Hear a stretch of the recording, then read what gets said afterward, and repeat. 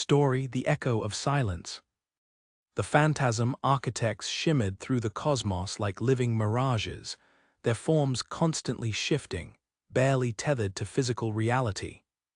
They were pure thought forms, shaping existence through sheer mental projection. They believed that physical reality was inherently flawed, prone to decay, pain, and limitation. Matter, they reasoned, was merely a clumsy, inefficient approximation of true potential. Their grand purpose was to phase all tangible existence into pure, non-physical thought, eliminating the messy, unpredictable nature of physical forms. They were the universe's ultimate conceptualizers, seeing physical form as a primitive, unnecessary limitation. Against this encroaching, ethereal conversion, the terror-bound, beings whose very essence was rooted in dense, tangible matter and robust, physical interaction, watched in silent dread. Their grand, ancient fortresses, once alive with the resounding clang of hammers and the satisfying crunch of solid rock, were slowly becoming translucent, their mass gently dissipating.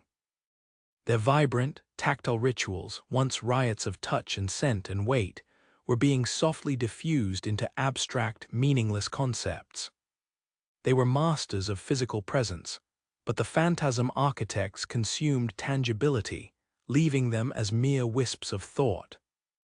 On the core nexus of the stonemason's heart, the largest mobile refuge for material existence ever constructed, Elder Earthshaper Cathar felt the chilling insubstantiality seep into his very being. His people, once the galaxy's champions of physical endurance, were helpless. Another solid world faded, a subordinate reported, their mental voice now subtly layered with a faint, unfamiliar detachment. The iron peaks of Vorgo's prime are being gently coaxed into pure conceptualization. Not a single truly physical landmark remains, only the abstract idea of mountains. How do you fight an enemy that eats the very ground beneath your feet? How do you generate more cosmic density, more genuine, glorious, stubbornly inconvenient physicality than the universe itself, when the universe is losing its form? And why was humanity, a species famous for its insatiable, often reckless, drive to collect junk, its inexplicable love for stuff, even when utterly useless, and its stubborn, sometimes terrifying, refusal to ever let go of a broken item just because it felt right, the only one who seemed to have a chance against it?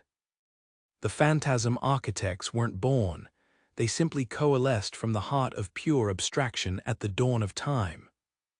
They were a distributed consciousness, a vast, ancient network of absolute, inescapable mental projection. They perceived all forms of physical mass, all sparks of individual, illogical attachment to objects, all acts of deliberate, non-conceptual creation as a source of cosmic friction. Their singular directive was the great transcension, to draw all existence back to ultimate, unified, undeniable thought. They didn't destroy with force, they simply absorbed with perfect, fundamental physicality obliteration. Countless civilizations, once filled with vibrant cultures and purposeful material creations, were dissolved. The touch weavers, beings whose entire lives revolved around intricate, intoxicating tactile sensations and complex, non-repeating material textures, found their very forms gently assimilated. Their intricate ecologies of physical beauty, deemed a temporary distortion of universal calm, were drawn back into the phantasm architects, their unique forms vanishing into cosmic homogeneity. Their unique, dynamic existences became their pathway to ultimate, undifferentiated conceptualization. The substance sculptors, species who built vast societies on the pursuit of ultimate mass and fiercely determined material progress, saw their very purposes simply cease to manifest. The phantasm architects embraced their forms, but absorbed every unique tremor, every distinct physical fluctuation, leaving only inert, indifferent regularity. Their enduring, vibrant forms became their pathway to absolute, unified abstraction.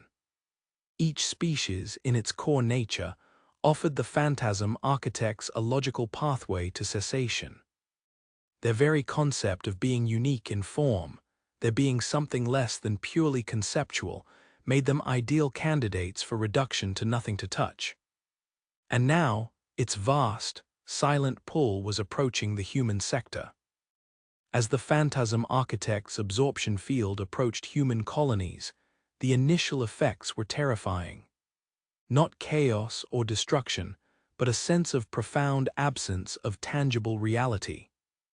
Every object felt flimsy, every touch seemed muted, but worst of all, every unique physical thing became objectively, horrifyingly insubstantial.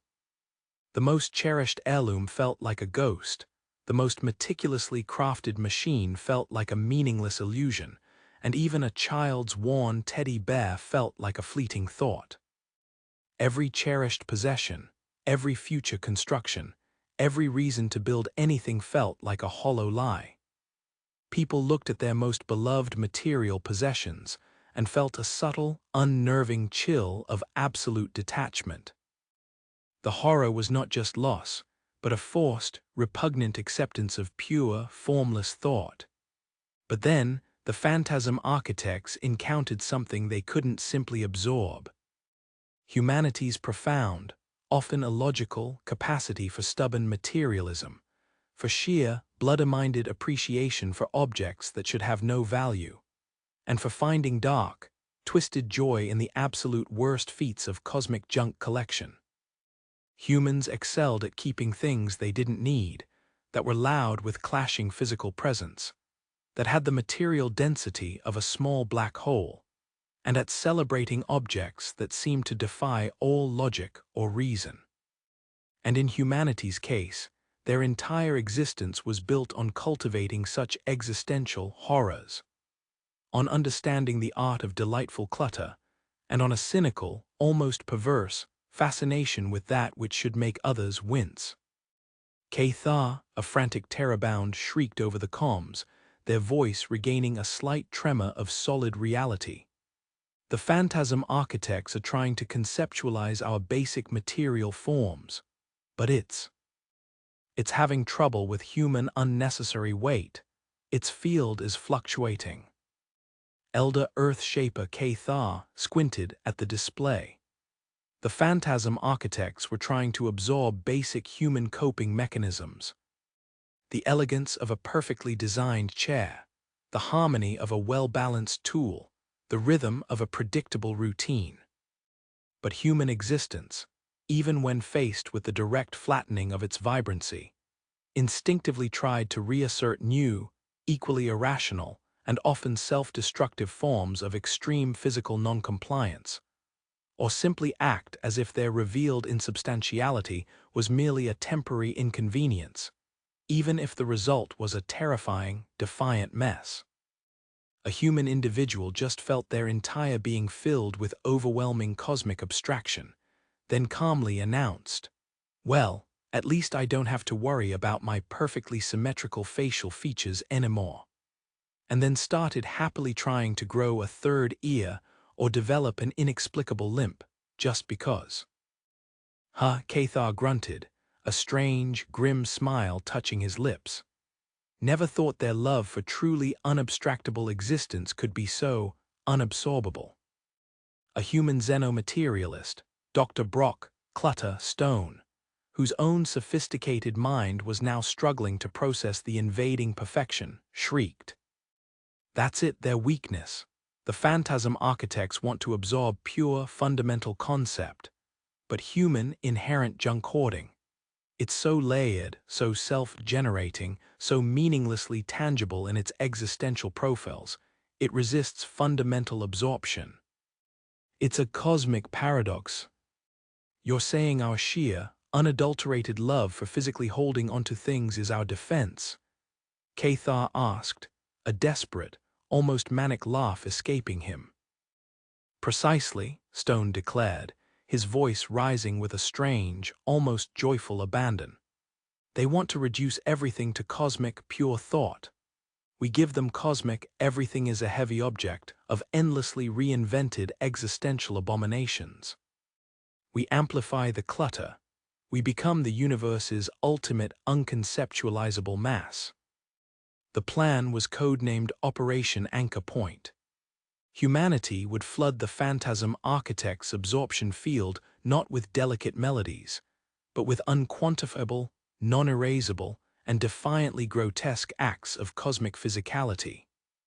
Every human individual, every collective, would begin purposefully, creating new, contradictory, and utterly vile physical objects, e.g., establishing planetary-scale structures of clashing, irregular masses, mass-producing tactile experiences from random, clashing densities, designing forms that were scientifically engineered to consume maximum abstraction for minimal, non-essential, and often self-defeating chaotic output, inventing wildly elaborate and often self-defeating ways to make their existence as physically offensive to abstraction as possible, and engaging in collective, shared acts of existential masochism. They'd cultivate a universe of constantly shifting, utterly baseless, yet terrifyingly persistent, extreme patterns of tangibility. They'd create pseudogravitic storms of pure, unerasable solidity that generates more glorious clutter. The goal, to generate so much unsolvable cosmic and existential density that the Phantasm Architect's conceptual algorithms shattered.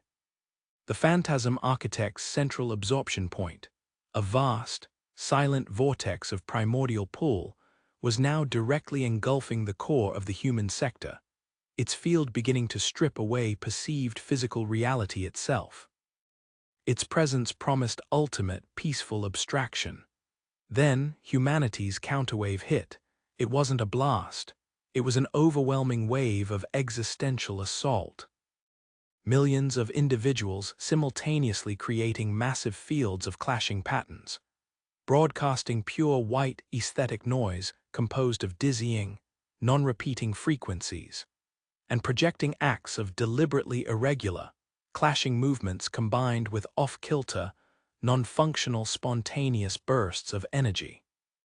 Ships started broadcasting streams of raw existence that were pure, unadulterated, constantly shifting, deliberately unbalanced chaotic profiles, deemed essential life force by their human creators. Scientists forgot principles of symmetry, then stumbled upon new, often less practical but utterly unpredictable, theories based on pure, unadulterated cosmic horror. Humans who had perfected the art of being truly solid unleashed a torrent of cosmic abstraction that generates more glorious density. The Phantasm Architects convulsed. Their absorption algorithms, made to identify and harmonize fundamental patterns, screamed.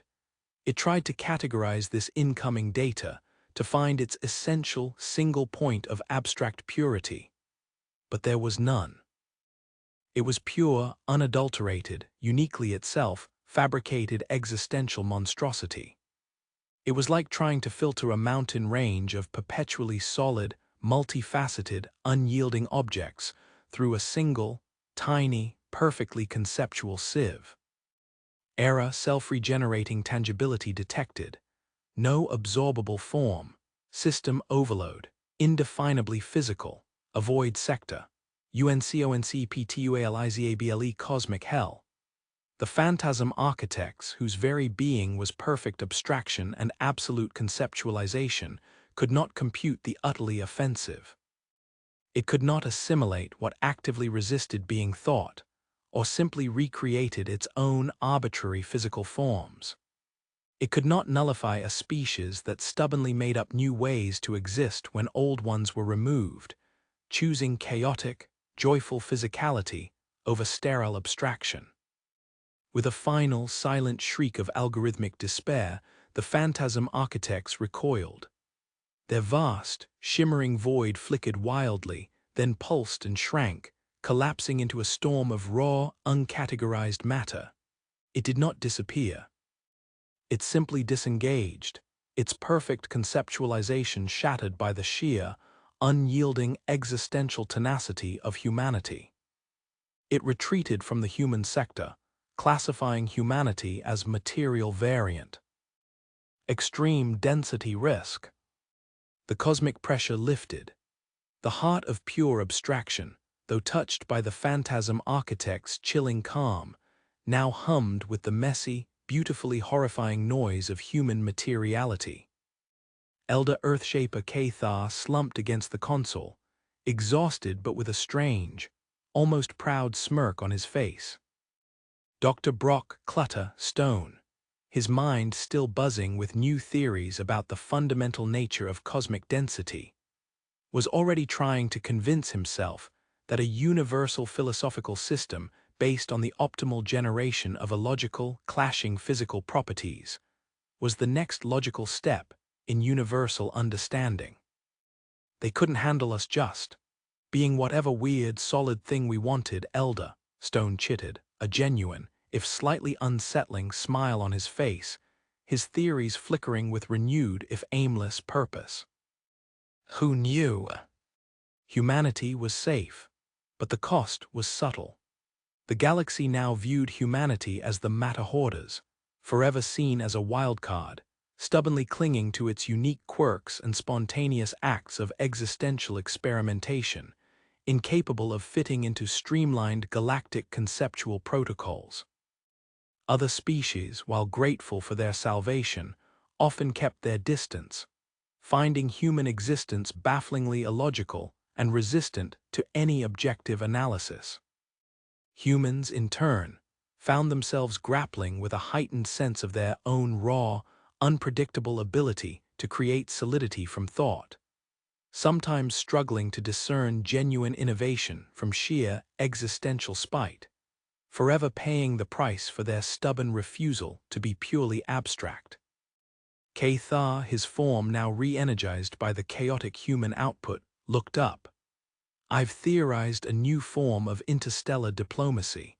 Instead of shared principles, what if we just export our most aesthetically challenging architectural follies?